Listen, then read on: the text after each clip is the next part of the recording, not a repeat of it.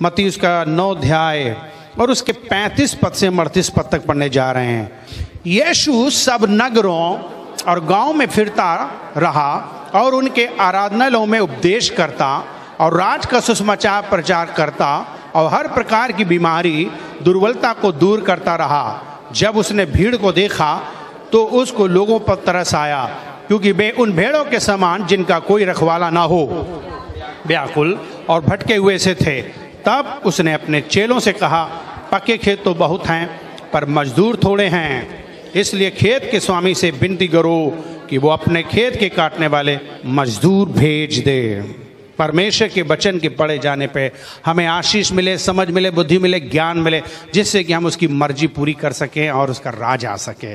जोर से बोल दें आमीन। अजीजो, परमेश्वर का काम वास्तव में बहुत अद्भुत काम है।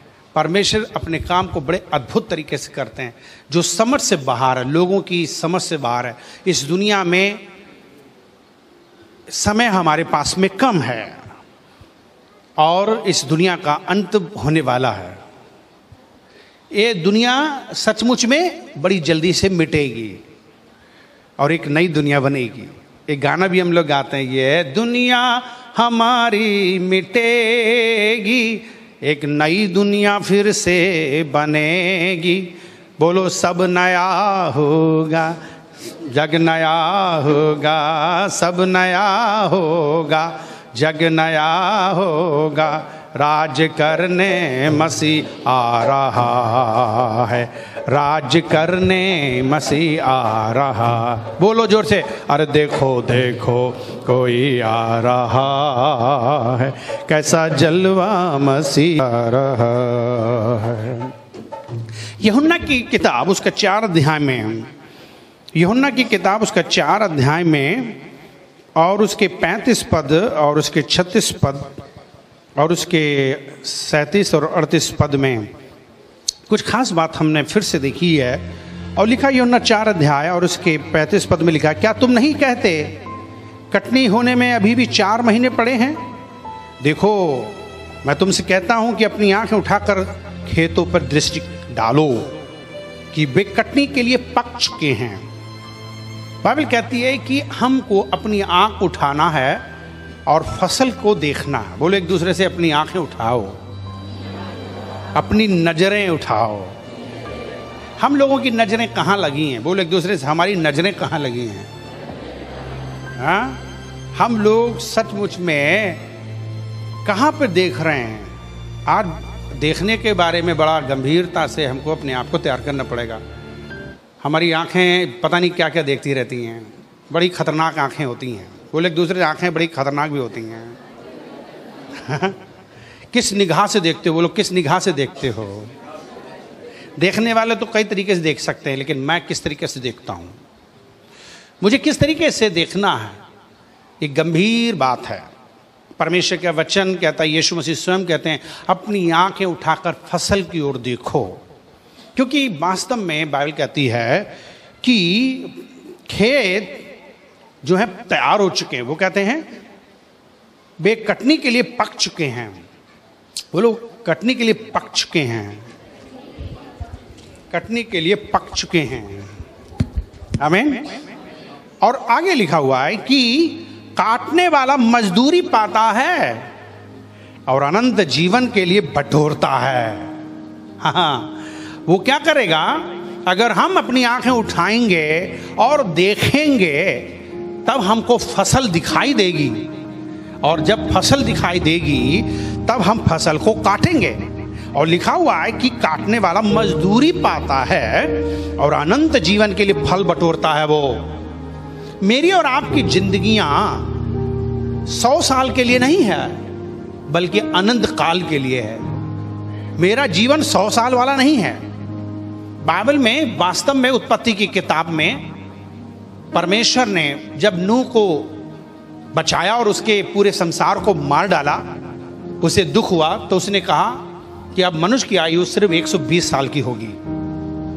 अभी अखबार में एक व्यक्ति की हमने फोटो देखी और उसका नाम उस पर लिखा हुआ है कि वो 118 साल का है।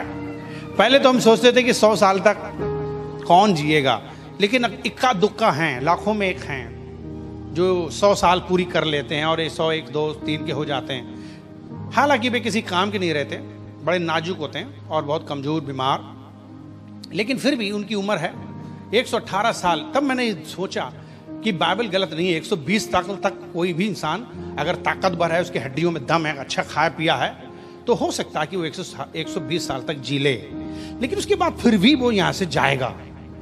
लेकिन बाइबल कहती है कि हम मसीहों के लिए उम्र का कोई भी रुकावट नहीं है, बंधन नहीं है। हम लोग जो है वास्तव में इस उम्र में नहीं फंसेंगे, क्योंकि हमको अनंत जीवन मिल चुका है। बोलो एक दूसरे से, हमें अनंत जीवन मिल चुका है। इसलिए बाइबल कहती है हम मरेंगे नहीं। बोलो मरेंगे नहीं। कितने लोग जानते कि वो मरेंगे नहीं? कुछ हाथ आए, बाकी लोग कह रहे हैं हम मरेंगे। ये बात सच है, राइट? बाइबल कहती है कि हम मरेंगे नहीं। बोलो हम मरेंगे नहीं। पास्टर जी लेकिन आप तो दफनाते हैं ग्रेवयार्ड में हमेशा। जी, हम उनको जो हैं अब बताते वो मरे नहीं, बल्कि वो सो रहे हैं। कोई भी मसीह यीशु में जो हैं उनकी आत्मा महत्वपूर्ण है। हर एक इंसान की आत्मा महत्वपूर्ण है, उनका शरीर महत्वपूर्ण नहीं है। क्योंकि शरीर हमारा मिट्टी है और बाइबल कहती है मिट्टी मिट्टी में मिल जाएगी और आत्मा परमेश्वर के पास जानी है। और दो तरह से हमारी आत्मा जो जाती है, एक आत्मा जाती है जो मसीह यीशु में है, वे सचमुच में परमेश्वर के विश्रामालय में जाते हैं, आरामदायक जगह में जाते हैं, सुख के अनुभव को करने जाते हैं। वे सदा जिंदा रहते हैं। वहां भी एक शरीर है जो महिमा में शरीर है, जिसमें हम प्रवेश करते हैं और वो शरीर हमेशा के लिए जिंदा रहेगा। और वही शरीर के साथ हम इस दुनिया में यीशु के साथ आएंगे और 1000 वर्ष राज भी करेंगे। परंतु जो पापी लोग हैं, जिनके अंदर मसीह यीशु नहीं है, जिनकी आत्माएं मरी हैं, वे मरते ही आग में जाते हैं, नरक में जाते हैं। अगर आपको कोई शक है तो यीशु मसीह ने स्वयं स्टोरी बताई थी, एक धनवान व्यक्ति और एक लाजर की, जो भिखारी था और उसके दरवाजे पे पड़ा रहता था। कितने लोगों ने ये स्टोरी पढ़ी है? मेरे मित्रों, मैं सचमुच में आपके बारे में बताता हूं कि मुझे और आपको गंभीरता से अपनी आत्मा के बारे में सोचना है। मेरी आत्मा अगर पापी है, मेरी आत्मा यीशु मसीह में नहीं है, मेरी आत्मा उद्धार पाई नहीं है, मुझे नया जन्म का अनुभव नहीं है, तो मैं सीधे मर के नरक जा रहा हूं। लेकिन अगर मैंने नया जन्म पाया और मैंने उद्धार पाया और मैं यीशु मसीह का हूं, उसकी संतान हूं, उसके लिए जी रहा हूं, तो अब मुझे कभी डरना नहीं है, बल्कि मुझे आनंदित हो रहना, सदा आनंदित रहना। मुझे मौत से कोई डर नहीं, मुझे मौत से कोई गम नहीं, क्योंकि मौत मुझे मिलेगी ही नहीं। मेरा एक्चुअली प्रमोशन होता है कि मैं इस कष्टदायक शरीर से अब मैं क्या करूं, पार होकर अब दूसरे घर में पहुंच जाऊं। सोचो थोड़ी देर के लिए किसी का मिट्टी का घर हो और बरसों से वो उसमें रह रहा हो और मिट्टी का घर हिल रहा हो और खपरेल जो है चू रही है और कभी भी गिर सकती है। और अगर उसका प्रमोशन हो जाए, उसको कोई बहुत बढ़िया गिफ्ट दे दे, बढ़िया सा घर, सीमेंटेड और अच्छा घर, तो उस मिट्टी के रहने वाले के लिए अच्छा या बुरा है? ये उसके लिए अच्छा है। अजीजों, सेम वैसे ही मेरे शरीर के अंदर भी वास्तव में बहुत सी कमजोरियां हैं जो मुझे सचमुच में दर्द देता है, पीड़ा देता है, तकलीफ देता है और मुझे बुजुर्ग बना देता है। लेकिन अब परमेश्वर मुझे और आपको एक ऐसा उपहार दे रहा है कि वो मेरे प्रमोशन करना चाहता है, मुझे वो महिमा में शरीर देना चाहता है, जो ना कभी बीमार होगा, ना वो कभी मरेगा, ना कभी गलेगा, ना कभी बुढ़ापा आएगा, वो सदा तंदुरुस्त रहेगा, हंस-फुस रहेगा और जिंदा रहेगा। वही अनुभव का सचमुच में मुझे और आपको मसीह यीशु ने देने के लिए इस दुनिया में वो आए और उन्होंने मुझे दिया। इसलिए अब मेरे पास में वो महिमा में शरीर का इंतजार मुझे करना पड़ रहा है। अब इसका मतलब ये नहीं कि अच्छा ठीक है, इस शरीर को काट पीट के खत्म करो, जल्दी से वो पहन लें, तब वो नहीं होगा। क्योंकि बाइबल कहती है कि तुम्हारा इस बॉडी पे अधिकार नहीं है कि तुम इस बॉडी को काट पीट करके और निकल जाओ, क्योंकि आत्महत्या गुनाह है। इसलिए हम अपने शरीर को कभी काट पीट नहीं सकते, न मार सकते हैं। परमेश्वर की ठहराई हुई निर्धारित मृत्यु तक हमें इंतजार करना होगा। यीशु मसीह अगर अचानक से आज आ जाते तब भी मेरा शरीर महिमा में बदल जाएगा। अगर यीशु मसीह के आने में देर हुई और हम बुढ़े हुए और बूढ़े हुए और मर गए, यानी कि हमारा शरीर खत्म हो गया, तो कोई बात नहीं, हमको महिमा में शरीर ऊपर एकदम मिलता है। अगर आपने धनवान की स्टोरी पढ़ी, लाजर की स्टोरी पढ़ी, धनवान मौज मस्ती करता था, बहुत बढ़िया भोजन खाता था, उसके दरवाजे पर एक सचमुच में एक भिखारी था, लाजर था, वो पड़ा था, उसकी देखभाल नहीं करता था, कुत्ते भी घाव उसके चाटते थे, बाइबल कहती है, पर उसने उसकी सुध ही नहीं ली, वो मर जाता है। बाइबल कहती है मरने के बाद वो इब्राहिम की गोद में बैठाया जाता है, लिटाया जाता है। सोचो वहां पर मुझे कितना बढ़िया बच्चों की तरह ट्रीट किया जाएगा, लल्ला लल्ला नन्हे नन्हे लल्ली लल्लियों की तरह में पेश किया जाएगा, पुचकारा जाएगा, प्यार किया जाएगा। शायद यहाँ पर हम लोगों को इतने किसी ने प्यार नहीं किया, लेकिन वहां पर आपको प्यार किया जाएगा। बोलो एक दूसरे से, वहां मुझे बहुत प्यार किया जाएगा। वो कहता है तुम्हारे आंसू पोंछ डालेंगे, आमीन। वो कहता है तुम्हारे आंसू हमेशा के लिए पोंछ डालेंगे। यहाँ आंसू आते हैं, लेकिन वहां कभी आंसू नहीं आएंगे। बोलो वहां कभी आंसू नहीं आएंगे। हालेलुया। कितने लोग इस बात से खुश हैं कि वहां आंसू नहीं आएंगे? आमीन। वहां कभी आंसू, फिर कभी दर्द नहीं होगा। बोलो वहां कभी दर्द नहीं होगा। आमीन। फिर बोलो कभी मौत नहीं होगी, कभी गर्मी नहीं लगेगी, कभी जाड़ा नहीं लगेगा, कभी बुखार नहीं आएगा। इन चीजों का हमेशा का खत्म होने जा रहा है। बार बार आपको बुखार आता है ना? कितने लोगों को बार बार बुखार आता है? वाह, कोई किसी को बुखार नहीं आता हमारे यहाँ। Praise the Lord. मेरी कलीसिया में बुखार नहीं आता है। झूठ मत बोलो, मैं बता रहा हूं क्योंकि झूठ बोलने वाले भी स्वर्ग नहीं जाएंगे। आमीन। हमको यहाँ बुखार आता है, हमारा दर्द होता है, हमको पेट खराब होता है, हमारे पास में बहुत शरीर के अंग कमजोर हो जाते हैं। लेकिन स्वर्ग में जब आप पहुंचेंगे तो आपकी ये सारी हमेशा की समस्या खत्म हो गई। अब ये बताओ, दुनिया को इसकी जरूरत है नहीं। लोग चांद पहुंचने की कोशिश कर रहे हैं और सोच रहे हैं कि चांद पे एक दुनिया बसाएंगे। मैं सच बता रहा हूं, मेरी बात को ध्यान दीजिएगा। पूरे संसार की बड़ी बड़ी शक्तिशाली देश भी जमीन से लेकर सर तक जोर लगा लें, तब भी वो कभी भी चांद पर दुनिया नहीं बसा पाएंगे। मैं कह रहा हूं, वे कभी नहीं बना पाएंगे, कभी नहीं बना पाएंगे। केवल दुनिया में एक ही है जो यीशु मसीह एक नई पृथ्वी बनाएगा, और वहां पे चांद तक नहीं होगा और सूरज भी नहीं होगा। मुझे उसकी जरूरत तक नहीं पड़ेगी, क्योंकि चांद पे आज जो जा रहे हैं वहां ना ऑक्सीजन है, ना वो हवा है, ना वहां पर कोई पानी है, ना वहां पर कुछ जगह है। सूरज पे तो कोई जा ही नहीं सकता है। सूरज तो इतना बड़ा कि अगर उसे खोखला कर दिया जाए तो हमारी पृथ्वी के बराबर 10,000 पृथ्वी घुल जाएंगी। और अगर वो सचमुच में गिर जाए पृथ्वी के ऊपर, तो पृथ्वी पेचक के अंडे की तरह आमलेट बन जाएगा और टोस्ट बन जाएगा। और जब दूर से देखेंगे तो उसकी बिंदी की तरह होगा सूरज को। मेरे मित्रों, समझने की कोशिश करो, दुनिया का कोई आदमी चांद पे नई दुनिया नहीं बना सकता, कोई भी कुछ नहीं कर सकता। परमेश्वर ने जो दुनिया बनाई सिर्फ इसी पे हेरा फेरी कर सकते हैं, और उसका भी अंत आ चुका है, और इस पृथ्वी का जल्दी से अंत होगा। इसलिए प्रभु परमेश्वर तेजी में है और रफ्तार में है, और वो चिंतित हैं। और 2000 साल पहले ही उन्होंने अपने इकलौते बेटे प्रभु यीशु मसीह को इस दुनिया में लोगों को बचाने के लिए संदेश देने आए। वो कहा मन फिराओ, परमेश्वर का राज निकट आ गया है। इसलिए यीशु मसीह दुनिया में आए। इसलिए यीशु मसीह ने इस दुनिया में सबको देखा, तरस खाया। यीशु मसीह ने लोगों को, बीमारों को चंगा किया, लोगों की मदद की, सहायता की, लोगों को बताया कि सच्चा परमेश्वर कौन है, किसने पूरी दुनिया बनाई, कौन है जो पूरी दुनिया को बचाना चाहता है। संसार के अंदर शैतान ने लोगों को धर्म में बांट दिया है, लोगों को गुमराह कर दिया है। लोग धर्म के पीछे भाग रहे हैं, लोग इंसानों के पीछे भाग रहे हैं, लोग जानवरों के पीछे भाग रहे हैं, लोग पक्षियों के पीछे भाग रहे हैं, लोग मुर्दों के पीछे भाग रहे हैं। उनके पास में सचमुच में ज्ञान नहीं है, उनके पास में सचमुच में अनुग्रह नहीं है। अजी जो मुझे और आपके लिए उनको दुआ करने की जरूरत है, मुझे और आपको उनके पास पहुंचने की जरूरत है, मुझे और आपको उनके लिए प्रार्थना करने की जरूरत है, मुझे और अपने आप को आंखों खोल के देखने की जरूरत है। मेरी भी आंखें अंधी थी, मुझे कुछ नहीं दिखता था, मुझे सिर्फ इसी दुनिया में दिखता था। पर दुर्भाग्य हमारे जिंदगी में कि हमारी मौत होती है, और वो भी हमारी 2 मौत होती हैं, और वो हमें नरक ले जाती हैं। लेकिन हम धन्यवाद करते हैं मसीह यीशु के लिए, जिसने मेरा उद्धार किया, जिसने मेरे पाप क्षमा किए और मुझे एक नई जिंदगी दी। और अब वो चाहता कि इस जिंदगी को मैं बांटूं, मैं लोगों को भी बता दूं। वो कहता है हालेलुया।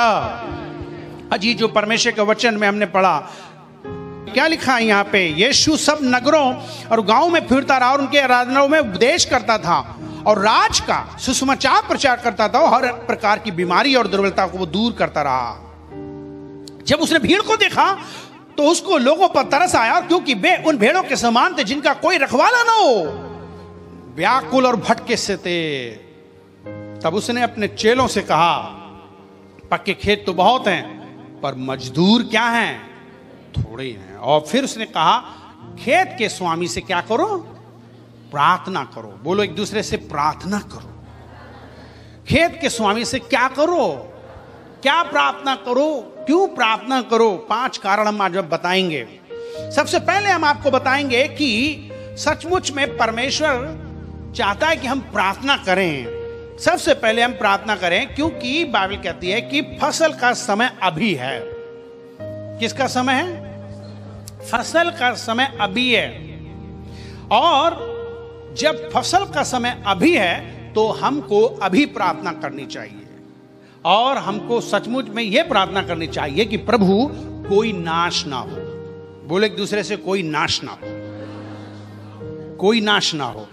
ये कौन बोल सकता है? जो प्यार करता है, जो तरस से भरा, जो दयावंत है। बोले एक दूसरे से, केवल दयावंत बोलता है। क्या बोलेगा दयावंत? कि कोई नाश ना हो। बोलो कोई नाश ना हो। केवल दयावंत ही बोल सकता है ऐसा, कोई नाश ना हो। इसलिए मैं क्या करूंगा? मैं उनके लिए प्रेयर करूंगा। कितने बार हम हर दिन मरती हुई आत्माओं के लिए दुआ करते हैं। बाइबल कहती है कि जितने भी प्राणी इस दुनिया में हैं, जिनके पास में यीशु नहीं है, वे सब बिना उद्धार और मुक्ति के हैं। वे मर के नरक जा रहे हैं। अब हम उनके लिए दुआ करें, प्रार्थना करें कि ये प्रभु ये बच जाएं। पौलुस हमें शिक्षा देता है, कहता है कि सचमुच में परमेश्वर की ये इच्छा है कोई नाश ना हो और हमको उनके लिए प्रेयर करनी चाहिए। प्रेयर, हमें प्रार्थना बार बार ज्यादा से ज्यादा करनी चाहिए, हर समय प्रार्थना करनी चाहिए। प्रभु यीशु मसीह रात रात दिन दिन प्रार्थना करते थे। उन्होंने चेलों को सिखाया प्रार्थना करो और चेलों लोगों ने प्रार्थना करना जारी की। और जब वे रात रात प्रार्थना करते थे तब परमेश्वर चमत्कार करते थे और बड़े बड़े काम होते थे। कलीसियाएं बढ़ जाती थी, सामर्थ उतरता था, लोगों के जीवन में काम होता था। आज कलीसियाएं प्रार्थना नहीं करती, आज विश्वासी प्रार्थना नहीं करते, आज घरों में जाकर के प्रार्थना नहीं करते, वो प्रार्थना सभा में नहीं बैठते, हर दिन की प्रार्थना में नहीं बैठते। अजी जो आपकी पावर प्रार्थना, आपकी सामर्थ प्रार्थना, आपकी शक्ति प्रार्थना, प्रार्थना आपको परमेश्वर के नजदीक में ले जाती है और प्रार्थना से सचमुच में बहुत कुछ होता है। बाइबल कहती है मुझसे मांगो मैं तुम्हारे लिए सचमुच में करूंगा। वो कहता है यिर्मयाह 33 अध्याय के 3 पद, मुझसे मांग, मैं तेरी सुनकर बड़े बड़ी कठिन कठिन बातों तेरे जीवन में करूंगा जिन्हें तू अभी नहीं समझता है। दूसरा इतिहास 7 अध्याय के 14 पद में लिखा है, यदि मेरी प्रजा दीन हो जाए, मन फिराए, अपने गुनाहों से तौबा करे, तब मैं उनका देश बदल दूंगा, तब मैं उनके देश में उद्धार की बारिश करूंगा। आज ऐसे देश हैं जहां 100% मसीह हो गए, जहां 90% मसीह हो गए, जहां 80% मसीह हो गए, जहां 80-7% मसीह हो गए। ऐसे ऐसे देश हैं जहां 50% क्रिश्चियंस हैं। पर हमारे देश की अगर बात करें तो इतना क्यों नहीं है? रीजन, क्योंकि कलीसियाएं प्रार्थना नहीं करती हैं, कलीसियाएं बंद हैं, कलीसियाओं में ताला लगे हैं। हर जगह देखिए, आप जाइए तो ताला बंद है चर्च के। क्यों चर्च में हर दिन प्रार्थना नहीं हो सकती? क्यों नहीं लोग चर्च में हर दिन जाएं? क्यों नहीं कर सकते? लोगों को संडे को भी जाना बड़ा मुश्किल होता है, संडे को भी जानते नहीं, क्योंकि बहुत सी कलीसियाओं में वास्तव में परमेश्वर का चलन नहीं है, आत्मा का चलन नहीं है। हमारी पूरी कोशिश रहती है कि हमारा चर्च 24 घंटा खुला रहे और हमारा फोन ऑन रहे और हमारा सच में पूरे हफ्ते भर चर्च खुला रहे। ये हमारी पूरी कोशिश रहती है। लेकिन हमें फिर भी लोगों की जरूरत है, हमें मजदूरों की जरूरत है। इस दुनिया में वास्तव में परमेश्वर चाहता है कि प्रार्थना करने वाले इस दुनिया में हो, और उसने मुझे और आपको प्रार्थना करने वाला बनाया है। मुझे और आपको राजदूत बनाया है, मुझे और आपको याजक बनाया है, मुझे और आपको उसने सचमुच में अपने काम के लिए चुना, सहकर्मी चुना। हर एक व्यक्ति उसके सहकर्मी हैं, हर एक व्यक्ति राजदूत है, हर एक व्यक्ति याजक है, हर एक व्यक्ति सुसमाचारक प्रचारक है, हर एक व्यक्ति परमेश्वर का काम करने के लिए चुना गया। दूसरे शब्दों में हर एक व्यक्ति को परमेश्वर का काम करने के लिए वास्तव में अपने जीवन को अर्पण कर देना चाहिए। फसल बहुत बड़ी है, बाइबल कहती है फसल क्या है? बहुत बड़ी है, और बारिश आने वाली है और फसल खराब हो सकती है, और समय हमारे पास क्या है? कम है। इसलिए मुझे और आपको प्रार्थना क्यों करनी है? क्योंकि समय कम है और ये समय अभी है, कल के लिए ना टालें। कभी कभी हमारे मन में आता है कि हाँ मैं प्रचार करूंगा, कल मैं किसी को बचाऊंगा, तब तक देर हो जाती है, अगला बंदा मर जाता है। आपको देर नहीं करना चाहिए, आपको बहुत जल्दी से लोगों को बताना चाहिए। मैं अपनी बात करता हूं कि जब मैंने उद्धार पाया था 1989 में, उसी दिन से मैंने प्रचार चालू कर दिया है। मुझे कोई रोक नहीं सका, आज यहां तक पहुंच चुका हूं मैं। ना मुझे कोई नौकरी रोकी, ना मुझे बिजनेस रोका, ना पैसा ने रोका, ना मुझे किसी वस्तु ने रोका। मुझे कोई भी रोक नहीं सके, कोई प्रलोभन नहीं रोक सका। मैं सीधे परमेश्वर का प्रचार करता करता चला आया हूं। और इसीलिए आज बड़ी बड़ी सचमुच में संख्या में लोगों ने यीशु मसीह पर विश्वास किया और वे जुड़ गए। आज आप जुड़े हो क्योंकि कभी मैंने यीशु मसीह के पीछे चल करके उसकी बात मानी और प्रचार करता रहा। जहां जहां जिस जिस शहर में मैंने प्रचार किया, वहां कलीसियाएं बन गई, वहां चेले बन गए, वहां पास्टर बन गए। ये जरूरी नहीं है कि सारे लोग मेरे चर्च में इलाहाबाद में आए, नो। ये जरूरी नहीं सारे पास्टर मेरे ही साथ काम करें, कोई जरूरी नहीं है। मैंने परमेश्वर का वचन बोया है, मैंने बीज बोया, जिसकी वजह से आज बहुत से लोग मसीह यीशु में हैं। आज ढेर सारे लोग मेरे सामने हैं, दूसरी सर्विस में भी होंगे, तीसरी सर्विस में होंगे, और भी मेरी ब्रांच चर्चेस में हैं। वे सारे लोग जो हैं, वे सचमुच में मेरे दुआओं की वजह से और मेरे प्रचार की वजह से, मेरे जीवन के समर्पण की वजह से मैंने अपना जीवन यीशु को दे दिया पूरी तौर से। इसलिए प्रभु यीशु मसीह ने यह फल के रूप में मुझे दिया है। आमीन। अगर मैं अपना जीवन अर्पण ना करता, प्रचार नहीं करता, तो आज के दिन आप लोग यहां नहीं होते। अजी जो आप इसलिए हैं क्योंकि मैंने अपने जीवन को अर्पण किया, समर्पण किया। मैंने सचमुच में अपना जीवन यीशु को दिया और यीशु मसीह की आज्ञा मानी। और उसने मुझसे कहा कि जाओ सारे जगत के लोग सुसमाचार प्रचार करो और उन्हें बचाओ, क्योंकि समय कम है। अजी जो मजदूर बहुत कम है। अगर मेरे तरह सब लोग अपने घर परिवारों को छोड़ के चले आए और परमेश्वर का काम करें, तो आज कितनी जल्दी भारत देश प्रभु का राज हो बन जाएगा। पर अफसोस की बात यह है कि हम में से सभी लोग जो हैं, वो सचमुच में आंखें खोल कर नहीं देखते, दिल से देखते नहीं फसल को चारों तरफ। ऐसा नहीं कि आप करना नहीं चाहते, ऐसा नहीं कि आप कर नहीं सकते। आप में प्रॉब्लम यह कि आप अपनी आंखें खोलते नहीं और आप ध्यान से देखते नहीं। अगर आप आंखें खोल के देखो और अपने ध्यान से देखो, तो आप सचमुच में आप एक बोझ महसूस करेंगे, आप वास्तव में चिंता महसूस करेंगे, आप वास्तव में कुछ करने की प्रेरणा प्राप्त करेंगे, आप वास्तव में परमेश्वर की तरफ जाएंगे। क्या आपके जीवन में बोझ है? क्या आपके जीवन में बर्डन है उन मरती हुई आत्माओं के लिए जो मसीह यीशु के पास में है? बाइबल कहती है कि जो लोग मसीह यीशु में हैं वे नई सृष्टि हैं, पुरानी बातें चली गई। आपका जीवन अब मसीह का जीवन है। अब आपके अंदर मसीह का दिल है। अगर आपके जीवन में मसीह का दिल है जीजो, तो आपके जीवन में आपके अंदर मरती हुई आत्माओं के लिए पीड़ा होगी, तकलीफ होगी, जैसे यीशु मसीह महसूस करते हैं। मैं तो कुछ नहीं कहना चाहता, मैं तो यही कहना चाहता हूं, अगर मसीह यीशु आप में है तो आप यीशु मसीह की जैसे सोचोगे, वरना आप अपने दुनिया के हिसाब से सोचोगे। बपतिस्मा कोई भी ले सकता, होली कम कोई भी ले सकता, मेंबर कोई भी बन सकता, धोखा कोई भी दे सकता है। पर सच्चाई क्या है? बाइबल कहती है तुम उनके फलों से पहचानोगे। पेड़ बहुत हैं, पर पेड़ वो है वो जो अच्छा फल लाता है, और अच्छा फल यही है परमानेंट फल। परमानेंट फल क्या है?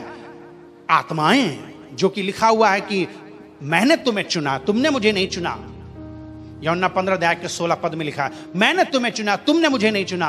मैंने तुम्हें चुना और नियुक्त भी किया ताकि तुम जाओ और जाकर फल लाओ, और वो फल जो हमेशा के लिए बना रहे। हमने देखा ना, बाइबल कहती है जो कोई भी फसल काटेगा वो फल पा रहा है, और जो कोई भी ऐसे फसल काटेगा वो अनंत काल के लिए फल बटोर रहा है।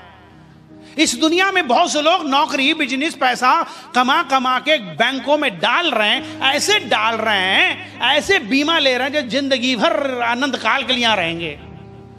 उस बैंक में भी पैसा है, उस बैंक में भी पैसा है, वो भी घर ले लिया, उधर भी ले लिया, इधर भी ले लिया, हाँ मैं सब घर ले रहा हूं। ले लो, और थोड़ी देर के बाद क्या होगा? एक धनवान व्यक्ति ने क्या कहा, वाह मेरे पास बहुत पैसा है, इसलिए मैं अब क्या करूं, छोटे गोदाम को तोड़ता हूं, बड़े गोदाम बनाता हूं, बड़ी बड़ी चीजें खरीदता हूं, और अपने प्राण से कहता हूं, हे प्राण, वाह तेरे पास कितना भोजन है, कितना पैसा है, खूब चैन से खा पी ऐश कर जी। परमेश्वर ने देखा, हंसे स्वर्ग से, इस मूर्ख को देखो, आज ही इसका प्राण से ले लिया जाएगा, फिर किसका होगा? किसका होगा? किसका होगा? मुझे अफसोस की बात है, एक ऐसा ही एक विश्वासी है, एक ऐसा परिवार है जिसके कोई नहीं आगे ना पीछे, लेकिन वो जब मरा तो उसने अपनी संपत्ति कुत्ते के नाम करके चला गया। अब सोचो, क्या वो स्वर्ग में पाएगा? अपने जीवन में क्या वो ऐसी आशीष पाएंगे? बाइबल कहती है कि तुम सब लोग परमेश्वर के राज के लिए करो। आज हम लोग किसके लिए कर रहे हैं, किसके लिए बटोर रहे हैं? दुनिया में लिखा कि अपना धन दौलत संसार में इकट्ठा ना करो, यहां की बैंकों में मत करो, यहां के किसी भी अलमारी में मत रखो। अचानक से ये जंग लगेंगे, अचानक से चोरी होगी, अचानक से लॉस होगा। अगर आप अपना पैसा सचमुच में कमाना ही चाहते हो तो आत्माओं को बचाने के लिए लगा दो, अपनी संपत्तियां बेच डालो। मैं आपको सच बता रहा हूं, स्वर्ग में अनंत काल के लिए आपको रहना है। बोले एक दूसरे से, अनंत काल के लिए रहना है। वहां पर कोई थोड़े दिन के लिए नहीं रहना है। ये जो यहां पे जो पृथ्वी पर हो यात्रा कर रहे हो, और यात्रा में कोई भी अपनी जिंदगी ट्रेन में और बसों में नहीं गुजारता, ना घर बनाता है वहां पर, ना परमानेंट कोई सामान रखता है, पैक रहता है। आपकी जिंदगी एक यात्रा है और यात्रा कर रहे हो, लेकिन अफसोस की बात है यात्रा के दरमियान में आप कुछ बटोर के लेके नहीं जा रहे हो। क्या लेके जा रहे हो? मैं और आपको परमेश्वर आज से पूछ रहे हैं, क्या लेके जा रहे हो? क्या मेरे जीवन में सचमुच में फल बटोर रहा हूं? जो मैंने अभी पढ़ा यूहन्ना उसका 4 अध्याय में 35 पद से ही हमने पढ़ा था, क्या लिखा है उसमें? लिखा है कि जो कोई भी फसल काटता है वो क्या करता है? वो क्या करता है? अनंत काल के लिए वो बटोर रहा है। अगर आप आत्माएं बचा रहे हो, अगर आप आत्माओं पे खर्च कर रहे हो, तो आप अनंत काल के लिए अपना धन जमा कर रहे हो, जहां हमेशा के लिए जीना होगा, जहां हमेशा के लिए आपको धन की जरूरत पड़ेगी, क्योंकि आपको वहां ज्यादा दिन रहना है, वहां पे ज्यादा अच्छी जिंदगी होनी है, वहां पे सचमुच में सुख होगा। एक सोचो, ऐसी जिंदगी में जा रहे हो जहां मौत ही नहीं होगी, तो आपका जीवन वहां कितना सुखमय होना चाहिए। मरने के बाद नरक में भी अनंत काल के लिए जीना है, तड़पो, और या फिर अनंत काल के लिए आपको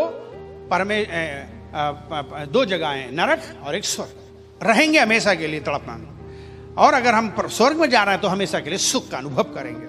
तो जब हम सुख की जिंदगी का अनुभव करने जा ही रहे हैं तो वहां के लिए बटोरें, वहां हमको मिलेगा और सदा के लिए मिलेगा, और हम उसका लाभ उठाएंगे। अजीजों, समय कम है हमारे पास में, कल के लिए ना टालें। हम लोग आखिरी पलों में रह रहे हैं, यीशु मसीह शीघ्र आने वाले हैं और दुनिया का अंत होने वाला है। नंबर 2, फसल तैयार है, इसलिए प्रार्थना करना है। फसल तैयार है और हमें काटना है, और हमको समय बर्बाद नहीं करना चाहिए। हमको तुरंत एक्शन लेना चाहिए और तुरंत जाके हमें आत्माओं को बचाना चाहिए। ये आत्माएं बचाने की बात जब करते हैं तो बहुत से लोगों को बात समझ में नहीं आती, कैसे आत्मा बचाएं। बहुत सिंपल है। बाइबल कहती है कि मनुष्य को जब बनाया तो उसने अपनी आत्मा डाली, इसलिए हम आत्मिक प्राणी हैं। हमारा जो शरीर है, हमारे अंदर आत्मा पड़ी है, ठीक है। और जब आदम अब्बा ने गुनाह नहीं किया था तब तक परमेश्वर उनके साथ थे, आत्मा उनकी जिंदा थी और पवित्र थी, मरते नहीं थे, बीमार नहीं होते थे। पर गुनाह ने मौत और बीमारी दोनों लाई। परमेश्वर की आत्मा मनुष्य के अंदर से निकल गई, इसलिए मनुष्य के अंदर की जो आत्मा मरी हुई, परंतु जैसे ही परमेश्वर का पवित्र आत्मा अंदर आता, हमारी आत्मा जिंदा हो जाती है। और हम लोग अब क्या करते हैं, वो आत्मा हमारी एक नए सिरे से वो क्रिएट करता है परमेश्वर, और उस क्रिएशन से हमारी आत्मा स्वर्ग में जाती है, तो हमें एक नया शरीर मिलता है और हम अनुभव करते हैं। पर जो लोगों की आत्मा मरी है वे सीधे नरक के लिए भोगेंगी, जैसे कि हमने आपको बताया। लेकिन अब हम लोगों को ये बात जानना जरूरी है कि हमें परमेश्वर ने एक गिफ्ट दिया है, हमारी आत्मा को बचाया है, हमारा उद्धार किया है, तो हमारी आत्मा को सचमुच हमें बड़ी देखभाल करनी चाहिए, और दूसरों की भी आत्माओं की देखभाल करनी चाहिए। लोगों को यीशु मसीह की जरूरत है, लोगों को पवित्र आत्मा की जरूरत है, तभी से उनकी आत्मा ठीक हो जाएंगी। मेरा हाथ देख रहे हो चल रहा है, अभी इस काट दोगे तब भी मेरा हाथ आत्माई की रीति से है, वो भले दिखता नहीं है पर है, वो उसको नहीं काट सकता कोई, इसको अलग कर दो पर आत्मा का हाथ है। इसी तरीके से पैर काट दोगे तब भी आत्मा का पैर है। जैसे हम ऊपर जाएंगे वहां पर क्या होगा, मुझे सचमुच में क्या होगा, मुझे सचमुच में वहां पर पूरा शरीर मुझे मिलेगा। तो आज हमको यह समझना जरूरी है कि संसार के हर एक व्यक्तियों का जो सचमुच में शरीर है, उनके अंदर जो आत्मा है वो मरी हुई है, और वो उनकी आत्मा को जिंदा होना है, उनकी आत्मा को सही होना है, ताकि वे परमेश्वर के राज में जाएं और अनुभव करें। और बाइबल कहती है तुमको और मुझे आपको ये जिम्मेदारी दी है, मुझे और आपको ये जिम्मेदारी दी ताकि मैं और आप इस आशीष को बांटें। अभी हमने गाना गाया, धन्य है वे जो दयावंत है क्योंकि उन पर दया की जाएगी। दया करना पड़ेगा आपको। एक दूसरों पे क्या आत्मा बचाना है तो दया करनी पड़ेगी। ऑर्डर से नहीं होगा, कोई आपके ऑर्डर से नहीं बचेगा, ना तो किसी पैसे से बचेगा। हम आपको बता दें, कुछ लोग गलतफहमी में हैं, कुछ लोग सोचते हैं पैसा होगा तो हम खूब कर देंगे। नहीं, पैसा से नहीं होता, ना किसी को डरा के, ना किसी को धमका के। मान लीजिए कोई दलदल की कीच में फंसा हुआ है और उसे आप डरा रहे हो कि मार देंगे, निकल जा जल्दी से दलदल की कीच से, तो क्यों निकलेगा वो कहेगा हम इससे बेटर दलदल की कीच में ही हैं। अगर तुम उसको प्यार करोगे, अच्छा भविष्य दिखा रहे हो, अच्छी चीजें दिखा रहे हो, तो वो उम्मीद भी करे और उसकी बल्कि मदद करो, उससे बहस मत करो, उसको तरस खाओ। वो लाते मारे, घूसे मारे, कोई बात नहीं, वो जानता नहीं क्या कर रहा है, लेकिन हमें प्यार करना, तरस खाना, दया करना। तो प्रार्थना करो ताकि फसल कटे, तो फसल वास्तव में तैयार है। नंबर 3, देरी करी तो फसल नाश हो जाएगी। अगर हमने देर करी तो क्या हुआ? लोग नाश हो जाएंगे। जन कितने लोग हर दिन मर गए, कितने लोग जो हैं आज जो है दफनाया जा रहा है, आज जलाया जा रहा है। शब घरों में चले जाओ, हर जगह चले जाओ, अंतिम संस्कार, दाह संस्कार जगह में चले जाओ, लोग जला रहे हैं हर दिन सुबह से शाम तक लोग जल रहे हैं, मर रहे हैं। अजी जो वो बात नहीं है कि मौत सबको आनी है जैसे कहा जाता है, लेकिन बात ये नहीं है, बात ये कि जो उनके अंदर आत्मा थी वो नरक चली गई, क्योंकि वो यीशु को नहीं जानती थी, वो उद्धार नहीं पाई थी, मुक्ति नहीं पाई थी। वो मेरे रिश्तेदार, मेरे परिवार के लोग हो सकते हैं, मेरे दोस्त हो सकते हैं। क्या मैंने उनको बचाया? क्या मैंने उनको बताया? क्या मैंने प्रचार किया? क्या मैंने उनके लिए दुआएं की? अगर कलीसियाएं सचमुच में अपने अपने खानदान और परिवारों के लिए दुआएं करना चालू करे और उनको सुसमाचार प्रचार करे, तो जैसे मैं मेहनत करके बहुतों को बचा लेता हूं, आप भी बहुत मेहनत करके लोगों को बचा सकते हैं, और वो आपका धन होगा और वो आपके लिए अनंत काल के लिए फल होगा। जब आप स्वर्ग में जाएंगे तो आप ना तो घर ले जाएंगे, ना आप जमीन ले जाओगे, ना आप कुछ भी ले पाओगे। आप लेके जाओगे तो आत्माओं को लेके जाओगे। और बाइबल कहेंगे शाबाश, मैंने तुम्हें 1 तोड़ा दिया था, तुमने 2 बनाए। शाबाश, मैंने तुम्हें 5 दिए, तुमने 5 से 10 बनाए। शाबाश, मैंने तुम्हें 3 दिए, तुमने 3 से 3 और बनाए। वो कहेगा शाबाश। क्या मैं उस 1 तोड़े वाले की तरह बनूं जिसको हिसाब किताब पूछा गया तो मुंह लटक गया और उसने अनाप शनाप बातें करी और उसने कुछ नहीं किया? मेरा जीजो, बाइबल हमसे कहती है, यीशु मसीह कर अपनी आंखें उठा करके देखो फसल तैयार है। बोलो, अपनी आंखें उठाकर देखो फसल तैयार है। प्रार्थना करो। चौथी चीज बाइबल कहती है कि देर ना करो, फसल नाश हो जाएगी। चौथी चीज, फसल को देखना जरूरी है, फसल को तरफ नजर उठाएं, क्योंकि जब तक हम देखेंगे नहीं किसी को, हमारे अंदर बोझ नहीं आएगा। जब तक हम देखेंगे नहीं किसी को, बोझ नहीं आएगा उसे बचाने के लिए। एक बार एक लड़का घर में गर्मियों के दिनों में सोता रहता था। बाप और बड़े भाई जो थे वो काम करते थे, तो घर में आकर के बाप कहता, ये कैसा आदमी है, सोता रहता है। जगा के उसको डांट डपट के कहा, जा बैल को पानी दिखाया जाके कम से कम। बहुत देर से उससे कहा, उठाया, जैसे तैसे पापा चले गए तो उसने अपना बाल्टी उठाई, पानी भरा और दूर से आंखें बंद करके कह रहा, देख ले बैल पानी आज जा रहा है अंदर। शाम हो गई, बाप आए तो देखा बैल मरे हुए थे। उसके बाप ने कहा, मैंने तुझसे कहा था पानी तू पिला देना, तूने पिलाया नहीं, मर गए ना जानवर। तो कहता, आपने कहा पानी पिलाने के लिए? आपने कहा पानी दिखा दे, तो मैंने दिखा दिया। देख लो जाके, बाल्टी बाहर रखी है। कभी कभी हम लोग इतने लापरवाह हैं, हम देखते ही नहीं हैं। अगर वो बंदा जो है ध्यान से देखता बैल किधर है और वो सचमुच में उसके पास जाता, हम देखते ही नहीं हैं। हम रिक्शा वाले के पास बैठते हैं, बेचारा चू पू चू साइकिल चला रहा, खींच रहा है, हम उसको बता ही नहीं रहे कि वो बेचारा एक दिन मर के नरक चला जाएगा, उसका उद्धार होना है। हम दुकान के पास जा रहे हैं, दुकानदार से बात कर रहे हैं, हम सब्जी वाले के पास जा रहे हैं, हम दूध वाला हमारे यहाँ आता है, धोबी आते हैं, कपड़े वाले आते हैं, कभी सुनाते नहीं सुसमाचार प्रचार। क्रिसमस में केक दे दो, भले चाहे आप 500 का नोट दे दो, उससे क्या फायदा होगा? आप साड़ियां दे दो, उससे क्या फायदा होगा? आप उसके लिए कपड़े दे दो, उससे क्या फायदा होगा? मिठाइयां दे दो, उससे क्या फायदा होगा? खाना खिला दो, उससे क्या फायदा होगा? उसकी जरूरत खाना, कपड़ा, मकान नहीं है, उसकी जरूरत अनंत जीवन है। और वो अनंत जीवन बाइबल कहती मसीह यीशु में है। बाइबल कहती जिसके पास यीशु है उसके पास अनंत जीवन है। आज लोगों को कपड़ा, मकान की जरूरत नहीं है, लोगों को यीशु की जरूरत है। आप ध्यान दीजिए, आज हम आपको बता रहे हैं, लोगों को बिल्कुल खाना कपड़ा मकान की जरूरत नहीं है, वे सब कर लेंगे, कैसे भी रह लेंगे, पर स्वर्ग के बिना वो कभी नहीं रह पाएंगे, अनंत जीवन के बिना वो कभी नहीं रह पाएंगे, वे हमेशा के लिए तड़पेंगे, रोएंगे, मरेंगे। अजीजो, क्या मेरे दिल में ये बोझ आता है? यीशु ने कहा प्रार्थना करो, यीशु ने कहा आंखें उठा करके देखो, इन आत्माओं के लिए मर जाएंगे, नाश हो जाएंगे। प्रभु यीशु मसीह ने आपको बचाया है, किसी ने आपको बहुत पीछे पढ़ के बचाया, किसी ने प्रार्थना करके बचाया, आपके दिमाग में ये बातें आ गई, लेकिन आपको अपने परिवार खानदान लोगों के लिए भी ऐसी स्वयं चिंता के साथ उन्हें बचाना होगा। पांचवी चीज, ना केवल हमें आंखों को उठा करके देखना है, बल्कि बाइबल कहती है कि हमें सचमुच में उनके पास जाना भी है, और ना केवल जाना है, बल्कि हमें भी कई लोगों को तैयार करके उन्हें भेजना भी है। बाइबल कहती पक्के खेत बहुत है, मजदूर थोड़े हैं। आज परमेश्वर के राज में बहुत लोग थोड़े हैं, दुनियावी लोग हैं, संसारिक लोग हैं, मतलबी लोग हैं, धन दौलत के पीछे भाग रहे हैं, पैसे के पीछे भाग रहे हैं। आत्मा नहीं बच रही है, आत्माएं नहीं बचती हैं, लोग उद्धार नहीं पा रहे हैं। कितने लोग आपके द्वारा उद्धार पाते हैं? बाइबल कहती है मैं ढूंढ रहा हूं लोगों के लिए, परमेश्वर ढूंढ रहे हैं, आज भी खोज रहे हैं, आज भी उसका दिल कहता है कि तुम मेरा काम करो, आत्माओं को बचा लो।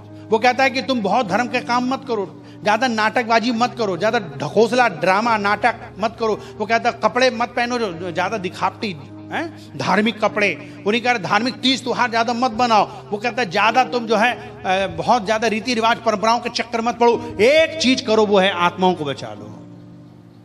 हालेलुया। अगर आत्माओं को बचाने के लिए आपको क्रिसमस का प्रोग्राम करना पड़े तो कर लो, कोई बात नहीं। गुड फ्राइडे का प्रोग्राम करना पड़े तो करो, मदर डे बनाना मदर डे बनाओ, सिस्टर डे बनाना सिस्टर डे बनाओ, कुछ भी डे बनाओ, लेकिन आत्माओं को बचाओ, वो ये कह रहा है। हालेलुया, आमीन। वो ये कहता है कि अगर पार्टी भी देना पड़े तो पार्टी दो, कोई फर्क नहीं पड़ता है। हम ये नहीं कह रहे हैं कि पार्टी से बचेंगे, परंतु अगर आप पार्टी के जरिए लोग आ रहे हैं और पार्टी के जरिए किसी तरीके से सुसमाचार सुन रहे हैं, सुनाओ, लेकिन उद्देश्य क्या होना चाहिए? मुझे और आपको फसल काटनी है। क्या काटनी है? मुझे फसल काटनी है, मुझे इज्जत देखते हुए काटनी है। किसी को धमकी नहीं, किसी को ऑर्डर नहीं दे सकते हम किसी को। हमको उनको प्यार करना है, उनको जीतना है। कितने लोग ऐसा करना चाहते हैं? इस संसार में आत्माएं मर रही हैं। आइए हम खड़े हो जाएं इन आत्माओं के लिए प्रार्थना करने के लिए। अपने हाथों को ऊपर उठाएं और कहें प्रभु।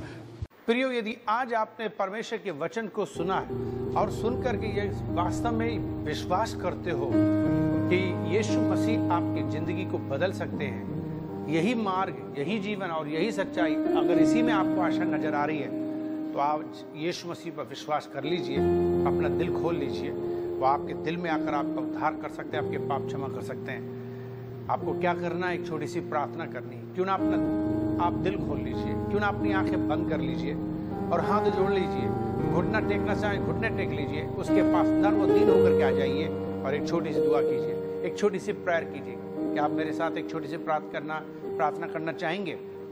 यदि यदि हाँ, तो आइए अपनी आंखें बंद कर मेरे पीछे प्रार्थना करें, मेरे पीछे प्रार्थना बोलिए। प्यारे प्रभु यीशु मसीह, मैं धन्यवाद करता हूँ आज के दिन के लिए, आज के वचन के लिए जो मैंने आज सुना है।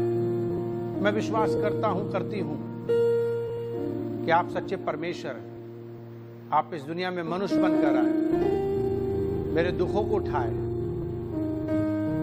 मेरे पापों के लिए मारे गए, गाड़े गए, तीसरे दिन जिंदा हो गए, आज भी जिंदा है। मुझ पापी पर दया करो, मेरा उद्धार करो, मेरे जीवन को बदल दो, मेरे दिल में आप आ जाओ, मुझे अपने खून से धो दो, जो खून आपने कलवरी क्रूस पे बहाया था। मेरे दिल में आप आ जाइए, मेरे पाप क्षमा कर दीजिए, मेरा नाम नरक से काटिए, जीवन की पुस्तक में लिखिए, अपनी संतान बना लीजिए।